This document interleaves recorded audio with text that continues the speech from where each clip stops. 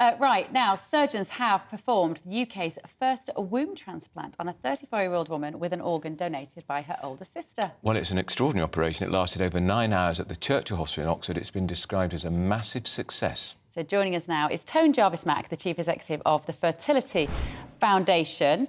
Good morning. Thank you very much. How significant is this announcement this morning? Is this going to change the outcome for lots of women who suffer from infertility?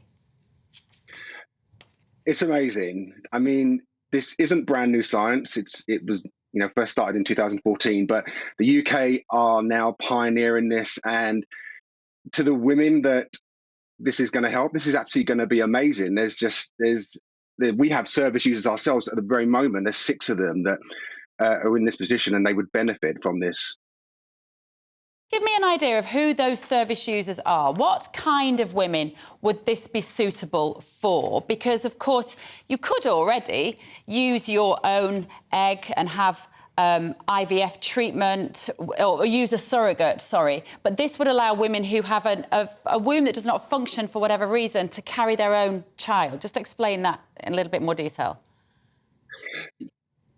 Yeah, so there's obviously the religious part. So if you're Muslim, so you wouldn't be able to do surrogacy and have someone else carry your child. But for the people that are coming through us, they've had either they've had cancer, so they've had womb cancer or another cancer where that's caused them to not be able to lose their uterus and not be able to have children of their own. So yes, they could do IVF. Yes, they would have their own embryos. But I think for women, being able to the option to carry your own child is an amazing option for them.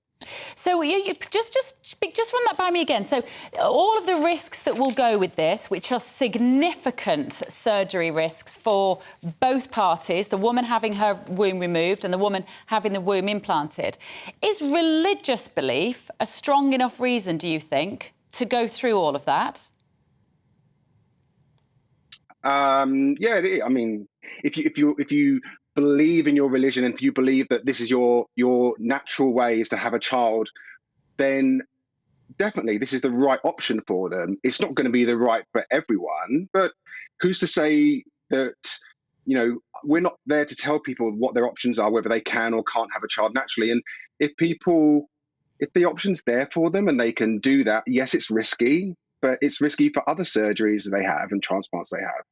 This was paid for by a charity, I understand. Now, how expensive is this procedure going to be in an NHS which is already, to say strapped for cash is an understatement? I think it was about 25,000. So it was a charity that paid for it. I know they are going to need a lot of funding to be able to help more people, but it's the same with doing IVF on the NHS. People say, well, why should that be paid? Is it an elective surgery? It isn't an elective surgery. OK, can I ask you this? In America, experts are saying this is going to pave the way for transgender women to have children. Experts in the US say it's certainly medical possible to perform the procedure in trans women who were born male but have had sex change surgery. What do you say to that? Well, I believe the doctor that actually performed this has said that's years out. This isn't something that's going to happen tomorrow. That's not okay.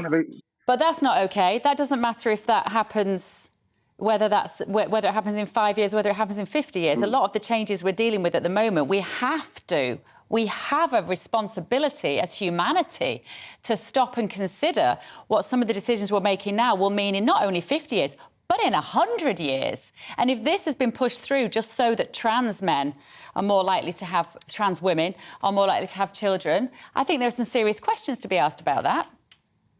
I don't believe it's been pushed through just so that trans women can conceive a child themselves. I don't think that's where this started out, and why it's being performed now. It's to help people, it's to help women that don't have a uterus or have had to have a hysterectomy very early on to have a child naturally. I don't think their issue about trans has really been brought up and raised as much. Certainly not. I mean, this is brand new that's just come out today. And I'm sure there will be people that come out and say, they're playing Frankenstein, they're playing God, they're doing something that is unnatural and unholy. But 42 or 44 years ago, when they pioneered IVF, They said exactly the same Tone, I'm thing. so sorry. We've tight for time. Tone Jarvis-Mack, the Chief Executive of the Fertility Foundation.